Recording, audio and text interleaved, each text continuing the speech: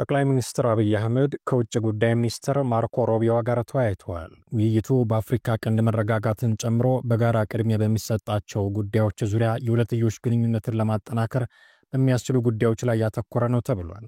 የውጭ ጉዳይ ሚኒስትሩ አሜሪካ ሰላማዊና የበለጸገች ኢትዮጵያን ትደግፋለች ማለታቸውን የአሜሪካ ስቴት ዲፓርትመንት አስታውቋል። የአዲስ አበባ ባንኮች እስከ ምሽት 3 ሰዓት አገልግሎት እንዲሰጡ ተጠየቀ። የአዲስ አበባ ከተማ አስተዳደር የንግድ ቢሮ ባንኮች እስከ ምሽት 3 ሰዓት ድረስ አገልግሎት እንዲሰጡ ለብሔራዊ ባንክ ጥያቄ መቅረቡ ተመላክቷል። የንግድ ቢሮ እንዳለው እንደማንኛውም አገልግሎት ሰጪ ንግድ ተቋማት ዋና ዋና መንገድ ላይ የሚገኙ ባንኮች እስከ ምሽቱ 3 ሰዓት ከ30 ድረስ አገልግሎት የሚሰጡበት አሰራር እንዲዘረጋ የትብብር ጥያቄ አቅርበዋል። ዋና ዋና መንገድ ላይ የሚገኙ ንግድ ተቋማት እስከ ምሽቱ 3 ሰዓት ከ30 ድረስ እንዲሰሩ ከተወሰነ ብዙ ባንኮችም በዚሁ መስመር ላይ የሚገኙ በመሆኑ የአገልግሎት ሰዓታቸውን ማራዘም ለንግድ እንቅስቃሴ እንዲሳለጥ ያደርጋልም ተብሏል። አቶ ታዬ ደንዳ ከጠፉበት ብቅ ብለዋል። ከሰሞኑ እጅግ መነጋገሪያ የሆነው የብርቱካን ተመስገን ጉዳይ ደግሞ ዘለግ ባለ ጽሑፍ የተመለሱበት ርዕሰ ጉዳይ ነው። አቶ ታዬ በማኅበራዊ ድረ-ገጽ ላይ ባለጠፉት የሰሞኑን ክስተት የሚታዘብ ጽሑፋቸው ላይ ማጣሪያ ያላቸውን ጥያቄዎችም ሰንዝረዋል። የትወናውና የዶክመንተሪ ወግ የሚል ርዕስ ያለው የአቶ ታዬ ደንዳ አቋም የሚከተሉትን ጉዳዮች ዳሷል። በቅድሚያ እንኳን ለፊንቼ ጨምበላላ ባላደረስን። ሲቀጥል ፋና ብሮድካስቲንግ በብርቱካንና በኢቢኤስ ጉዳይ ላይ የሰራውን ዶክመንተሪ አይቻለሁ። በሌሎች ቻናሎችም ተላልፎ ሊሆን ይችላል። ዓላማው ሕዝብ በሐሰተኛ መረጃ እንዳይደናገር እውነትን የማውጣት ጥረት እንደሆነ ተገልጿል። የተባለው ከልብ ከሆነ ለሕዝብና ለእውነት በዚህ ፍጥነትና ጥልቀት መቆርቆር የጀግንነት ኒሻን ይገባው ይሆናል። ችግሩ የማጣሪያ ጥያቄዎች መኖራቸው ነው። በዚህ ጉዳይ እንደ ግልም እንደ ሕዝብም ብዙ ማለት ይቻላል። ለአሁኑ 5 ነጥቦችን ብቻ እንመልከት። መጀመሪያ የጎደሉ የዶክመንተሪው ክፍሎችን መፈተሽ ነው። ብርቱካን ተመስገን ሕዝብን ለማሳሳት በሴረኞች ተመልምላ የሐሰት ድራማ መተወኗን ከዶክመንተሪው ሰምተናል። ፖለቲካ ቁማር መሆኑ በግልጽ የተነገረው ሕዝቡ ነገሩን በቀጥታ ለማመን የሚቸገር ቢሆንም ሴራውን ሸርቧል የተባሉ ሰዎችም ተጠቅሷል። ሊመለሱ የሚገባቸው ጥያቄዎች ግን አሉ። በሀገራችን ነባራዊ ሁኔታ በተጨባጭ ተደፍረው ከሕይወት ጎዳና የወጡ በርካታ ሴቶች እያሉ ሴረኞቹ ድራማ መስራት ለምን አስፈለጋቸው? ድራማ ቢያስፈልግስ በተለያየ ምክንያት ሕይወት ተበላሽቶባቸው በጎዳና የሚኖሩ ብዙ የመከራ ሰለባ ሴቶች እያሉ ባለትዳር የልጅ እናትና የተመቸ ኑሮ የነበራት ብርቱካን ለትወናው በምን መስፈርት ተመረጠች? የኢቢኤስ ጋዜጠኞች የድራማው አካል ከሆኑ ቢያንስ ብርቱካን ከአዲስ አበባ ሳትወጣ ድራማውን ለምን በአየር ላይ ያዋሉ? ከትወናው በፊት የብርቱካን ስልክ ተጠልፎ ከሆነ ለምን? ድራማው ከተጋለጠ በኋላስ የብርቱካን ስልክ እንደሚጠለፍ እየታወቀ ሴረኞቹ እንዴት በቀጥታ ደውለው ድምፃቸውን አስቀዱ? ለዶክመንተሪው ግብዓት ለመጨመር ይሆን? ብርቱካን ሕይወቷ አደጋ ላይ መሆኑ ተነግሯት ስልኳን ጥላ ፋኖች ወዳሉበት እንድትሸሽ ሲነገራት ምንን ተማምና ሳትሸሽ ቀረች? የአካውንቲንግና የፋይናንስ ዲግሪ ያላት ብልህ ሴት ማምለጥ አቅቷት ይሆን? የተከበረ ትዳርና የተመቻቸ ኑሮ የነበራት ብልጧ ብርቱካን ለትራንስፖርት የሚሆን 5000 ብር እንኳን ሳትቀበል ሕይወቷን ለምን ለአደጋና ለውርደት አጋለጠች? እነ መዓዛ መሐመድ ሲደውሉላት ድምጿ እጅግ መደንገጧን የሚያሳብቅባት ብርቱካን ዶክመንተሪው ላይ እንዴት ተረጋጋች? በፊቷ ላይ ሐፍረትና ጸጸት የማይታይባት ለምን ይሆን? የነ ብርቱካን ቤት ውስጡ በዶክመንተሪው ታይቷል። ትወናውንና ዶክመንተሪውን በአግባቡ ለመረዳት እነዚህ ቁልፍ ጥያቄዎች መመለስ ያለባቸው ይመስለኛል። ጥያቄዎቹን በትክክል መመለስ ማን ለምን ትወናውን እንደሰራ ጥቆማ ይሰጣል። ጥያቄዎቹ ካልተመለሱ ግን ዶክመንተሪው ከትወናው በላይ ሕዝብን ያደናክራል። በተለይም በሀገራችን የተንሰራፋውን አሰቃቂ የሴቶች ጥቃት ለመሸፈን የታሰበ ድብቅ ነገር ሊኖርም ይችላል። ይህ ከሆነ ደግሞ በትወናው ሂደት ላይ የሚና መለዋወጥ ይኖር ይሆናል። ሁለተኛው ወንጀልን መርምሮ ተጠያቂነትን ለማስፈን የተደረገው ጥረትን ይመለከታል። በማንም ላይ የትኛውም አይነት ወንጀል ቢፈጸም በፍጥነት መርምሮ ተጠያቂነትን በማረጋገጥ ውጤቱን ለሕዝብ ይፋ ማድረግ ይገባል። ከዚህ አንጻር ፖሊስና ፋና የሰሩት ይበረታታል። ውስጡን ለቄስ ብለን ብርቱካንና ኢቢኤስ ሐሰተኛ መረጃን አሰራጭተው ከሆነ በልኩ ሊጠየቁ ግድ ይላል። ዋናው ጥያቄ ግን ሕዝብ እንዳይደናገር አስቦ የብርቱካንንና የኢቢኤስን ጉዳይ መርምሮ እውነቱን ለማውጣት ከብርሃን በላይ የፈጠነው ፖሊስና ሚዲያ በከረዩ አባገዳዎች ላይ በመንግሥት የተፈጸመውን የጦር ወንጀል መርምረው እውነቱን ለሕዝብ ማሳወቅ ለምን አቃታቸው? በነገራችን ላይ ፋና በከፍተኛ ግፍ ስለተረሸኑ የከረዩ አባገዳው ዜና ሰርቶ ያውቅ ይሆን? በሜታ ወልቂጤ ተደፍራና ተገድላ የተሰቀለችው ሕፃን ስንቦ ብርሃኑ ጉዳይ ተመርምሮ ጉዳዩ ለሕዝብ ተገልጿልን? ወይዘሪት አያንቱ ተስፋውን በቅርቡ በነቀምት ከተማ ተገድላ መገኘቷ የምርመራና የሚዲያ ርዕስ ሆኗል። ፖሊስና ፋና በሰንቦ ብርሃኑና በአያንቱ ተስፋውን ጉዳይ ያልፈጠኑት ለምን ይሆን? ሐሰተኛ መረጃን ከማሰራጨት በላይ እጅግ የከፉ ወንጀሎች ተድበስብሰው አልቀሩም። የብርቱካንና የኢቢኤስ ጉዳይ በዚህ ልክ ፍጥነትና ግልጽነት ያገኘው ለምን ይሆን? ለእኛ ያልተገለጸ ሌላ እውነት ሊኖር እንደሚችል መገመት አይከፋም ለማለት ነው። ሶስተኛው መታገትና መደፈር ለኢትዮጵያውያን ሴቶች አሁን ላይ እንግዳ አለመሆኑ ነው። በቅርቡ እንኳን በሰሜን ሸዋ አሊዶሮ አካባቢ ሴቶች የሚገኙበት አንድ አውቶቡስ ሙሉ ዜጎች መታገታቸው በቢቢሲ ሳይቀር ተዘግቧል። እነዚህ ዜጎች ያሉበት አይታወቅም። እየተደፈሩም ሊሆን ይችላል። ለፋናና ለፖሊስ ግን የምርመራ አጀንዳ አልሆነም። ከዚህ ቀደምም በኦሮሚያ፣ በአማራ፣ በትግራይ፣ በደቡብና በሌሎች ቦታዎችም በእህቶቻችን ላይ ዘግናኝ የመድፈር ወንጀሎች ሲፈጸሙ ነበር። በኢቢኤስ የቀረበው የብርቱካን ታሪክ እንደተባለው ትወና እንኳን ቢሆን እንደ ሀገር አሁን ካለንበት ተጨባጭ ሁኔታ አንጻር ከእውነት የራቀ አይደለም። ከዚያ የባሱ ከባባድ ወንጀሎች በጸጥታ አካላት ሳይቀር ሲፈጸሙ አይተናል። እንዲህ አይነት ኢሰብአዊነትና አስነዋሪ ወንጀሎችን ስንመለከት እንደ ሕዝብ መተባበር ሲገባን በብሔር ወይም በሌላ ምክንያት ከፋፍሎ ምን ያነታርከናል? የአንዳችን ቁስል እንዴት ለሌላችን መዝናኛ ይሆናል? ደግሞ ግለሰብ ወይንም ወንጀለኛ ቡድን በጭካኔ ለሚፈጽመው ጥፋት ብሔር በምን ሂሳብ ይጠየቃል? ከሕግ አኳያ አንድ ሰው የሚፈጽመው ወንጀል ወንድሙን እንኳን እንደማይመለከት ይታወቃል። እንደ ሕዝብ የጅምላ ፍረጃ ላይ ራሳችንን መፈተሽ ያለብን ይመስለኛል። ባልተገባ ጉዳይ መፈራረጃችንና መነታረካችን በኪሳራችን ለሚያተርፉ ቁማርተኞች ብቻ ይጠቅማል። አራተኛው ፋና ብሮድካስቲንግ በሐሰተኛ መረጃ ላይ የያዘውን አቋም ይመለከታል። በብርቱካን ጉዳይ ዶክመንተሪ የተሰራው ሕዝቡ በሐሰተኛ መረጃ እንዳይደናገር መሆኑ ተነግሮናል። በእውነቱ ይህ ግልጽነትን የመፍጠር ተግባር እንደ ፋና ካሉ ሚዲያዎች ይጠበቃል። ይሁንና ታኅሳስ 1 ቀን 2016 ሌሊት ከታሰርኩ በኋላ ፋና አቶ ታዬ ደንዳ ኦነግ ሸኔን በቤቱ በመመሸግ ሰዎችን ሲያሳግት ነበር የሚል ሐሰተኛ መረጃን ለሕዝብ አስተላልፈዋል። ይህ ውሸት እንደ ሕዝብ ተወካይነቴ ስሜን ከማጠልሸቱ ባሻገር ሕዝቡን አደናግሯል። ፋና በኋላ በሰብአዊ መብቶች ኮሚሽን ሲጠየቅ ከጸጥታ ግብረ ኃይሉ ተዘጋጅቶ የመጣውን አነበብኩ እንጂ ሐሰተኛ መረጃውን እኔ አላዘጋጀሁትም ብሏል።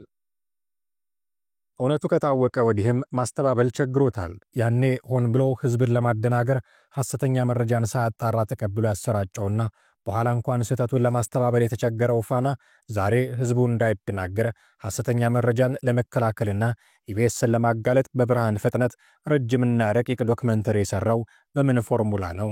የራሱ አሮበት ያስብላል። አምስተኛው እጅግ መሠረታዊ የጋራ ችግሮች እያሉብን መከፋፈላችንን ይመለከታል። ከብልጽግና አውሮፕላን ውጭ ያለን ሰዎች በዋጋ ግሽበቱ ምክንያት መኖር ቸግሮናል።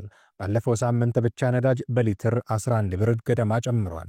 ይህ ችግር አማራ፣ ኦሮሞ፣ ትግራዋይ፣ ሲዳማ፣ ሶማሌ፣ አፋር፣ ወላይታ፣ ጋሞ ወይንም ሙስሊም ክርስቲያን ብሎ ሳይለይ ሁላችንንም ይጎዳል።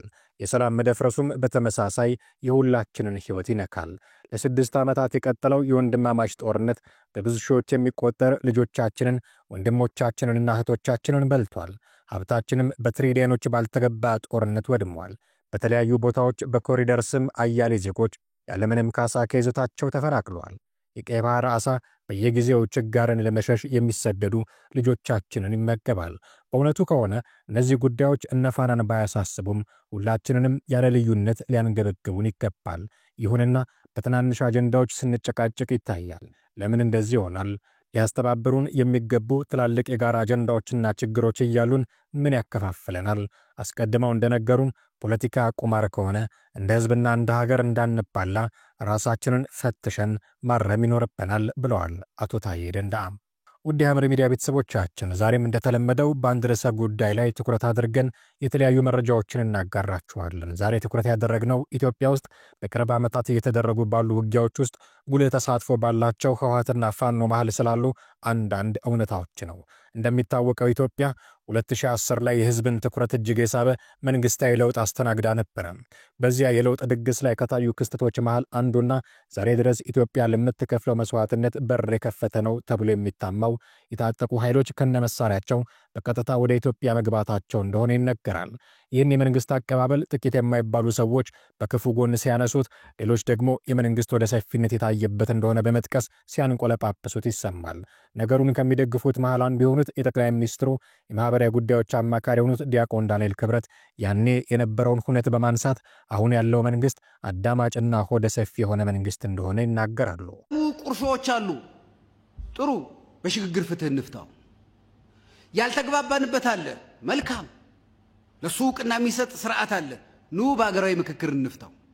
አይ ህገ መንግስቱ መሻሻል አለበት ይቻላል በህገ መንግስታዊ መልኩ እናሻሽለው ለችግሮቹ ሁሉ መፍትሄ ሊሰጥ የሚችል ስርዓት እስካለ ድረስ ለምንድን ነው ጠመንጃ ምናነሳው እስከዛሬ ከመጣንበት ዘመን ግን ሐሳቦችን ለመቀበል ነገሮችን ለመቀበል ሐሳቦችን ብቻ አይደለም ሰዎችንም ለመቀበል እንደዚህ ስርዓት በሩን ክፍት ያደረገ የለም የለውጡ ሰሞን አስቡ እስቲ ኢትዮጵያ ውስጥ በትጥቅ ትግል የነበሩ አካላት በሙሉ ጉሮ ሸባይ እየተባለ አይደል የገቡት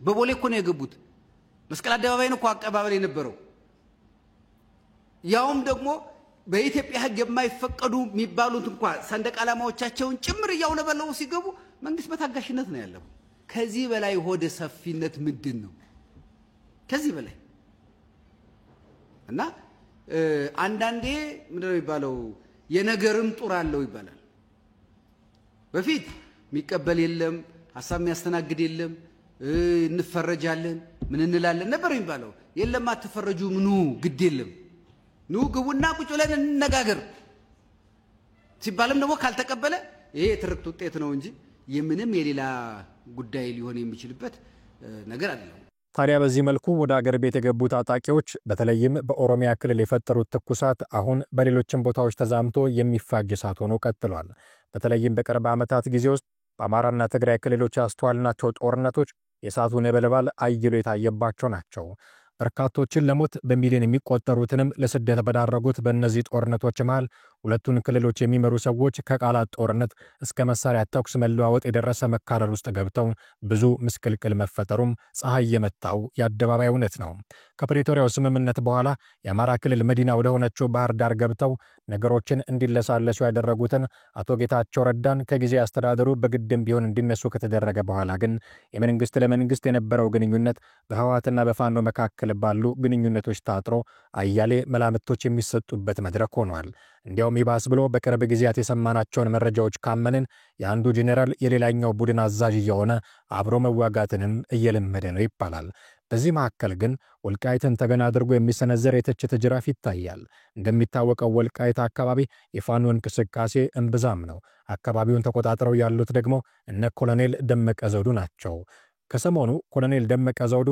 በሁመራ ያሉ የትግራይ ተወላጆችን ሰብስበው ወልቃይት ያማራ ነው ብለው አስረግጠው መናገራቸው ይታወሳል ትግራይ ህዝብ ከዚህ መኖር የለበትም የሚለው እሳቤም ሐሳብም የለን ማንነታችን እንዳይረጋገጥ የህወሓትን ኔትወርክ ሆኖ ግን እዚህ ሚሰራ ከሆነ ግን እንጣላለን ነው በትግራዊነታችሁ ለተሸማቆቁ አይገባችሁ እኔም ኢትዮጵያዊ ነኝ እናንተም ኢትዮጵያዊ ናችሁ በኢትዮጵያዊነታችን አንድ ላይ ነው ትክክል ያልሆነ ሐሳብ ሲመጣ ግን በጋራ እንታገል ወልቃይት ጠገዴ የትግራይ አካል ነበር የሚል ካለው ታሪክ ካለው ነው እንነጋገር ብለናል በማድበስበስ የትግራይ ህዝብ ስሜት ውስጥ አስገብተው ተመልሰው በጉልበት መያዝ ነው የሚፈልጉ ምንግባባው ሁላችን እውነት ይዘን ህግን ተከትለን የጋራ ምናረጋው ሐሳብን ተጋርተን እንኖራለን እንጂ አንዱን ለአንዱ በጉልበት አንበርክኮ መኖር የሚቻልበት ወቅትም ሁኔታም አይደለም ይህንን ነገር ሚስቱን ከጉያው እንደመነጠቀ ቆጥሮ የተንገበገበው ስታሊን በፋኖና በኮሎኔሉ መካከል አንዳች ስንጥቃት ለመፍጠር በሚመስል መልኩ የጄኔራል ምግበይንና የፋኖን ጉዳይ የሚሰልለው ኮሎኔል ደመቀ ዘውዱ ነው ብሎ መረጃ ሰጥቷል ደመቀ ዘውዱ ትና ዘመነ ካሴ ተሰነይ ነበር ብሎ ነግሮታል መከላከያ ሪፖርት አድርጓል ለመከላከያ ከሻቢያ ጋር እየተገናኘ ነው ኢማጅር ተመልከቱ ይሄ ሰውዬ እኮ በሻቢያ ስር ነው ያለው በሻቢያ ሄዶ ሻይ ጋብዙታል በፈለጉ ሰዓት አንቆት ሊወስዱ ይችላል እኮ እዛው ነው ያለው ማን ያስቀመጡት እነሱ ናቸው ያስቀመጡት እኮ እነሱ ናቸው እኮ ጥበቃ ሲያደርጉለት የነበረው እኮ እና የነገረው ለነ ብርሃኑ ጁላ ሪፖርት ያደረገው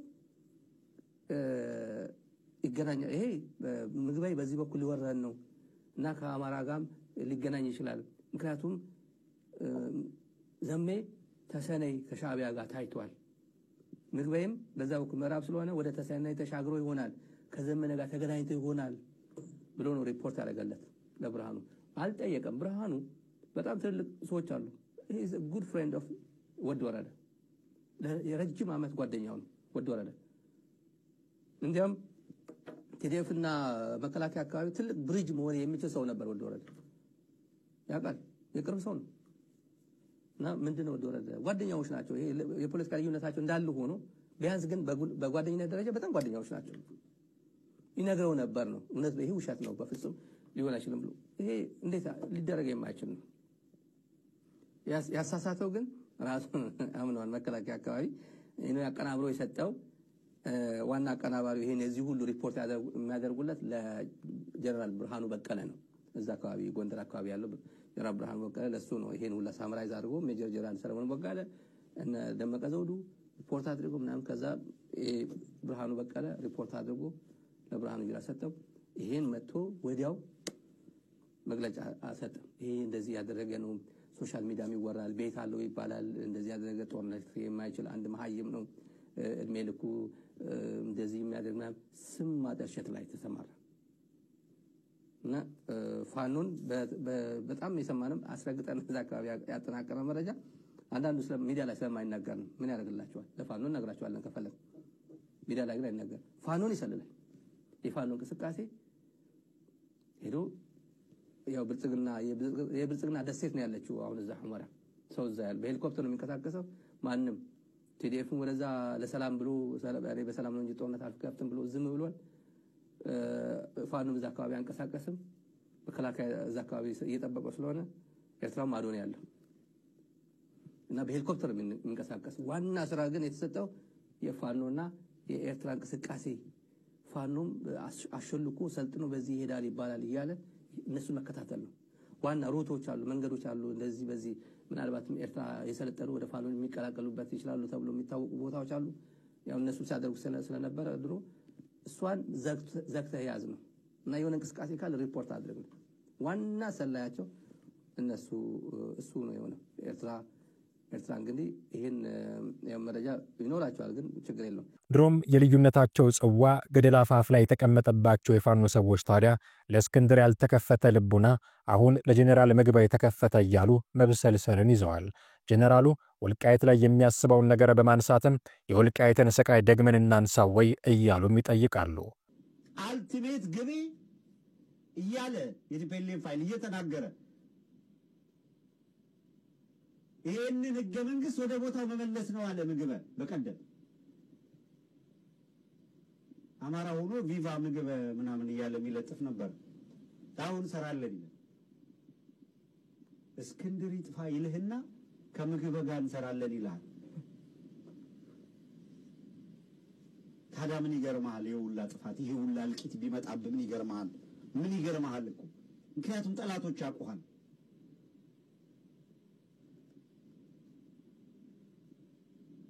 እንዲህ ያለ እርግማን አለ። እውነት ለመናገር ከዚህ በላይ እርግማን አለ?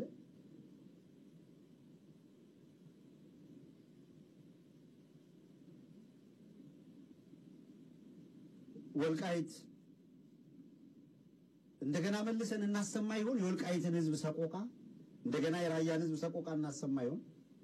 በቅርቡ መንግስት ንብረታቸው እንዳይንቀሳቀስባቸው ካገዳቸው ወታደሮች መካከል አንዱ የሆኑት ጀነራል ምግበይ በዚህ መልኩ ነው እንግዲህ የፋኖ ስንጥቃት ውስጥ ገብተው ጥርስ መሃል እንደተሰነቀረች ስንጥር የሚጠዘጥዟቸው።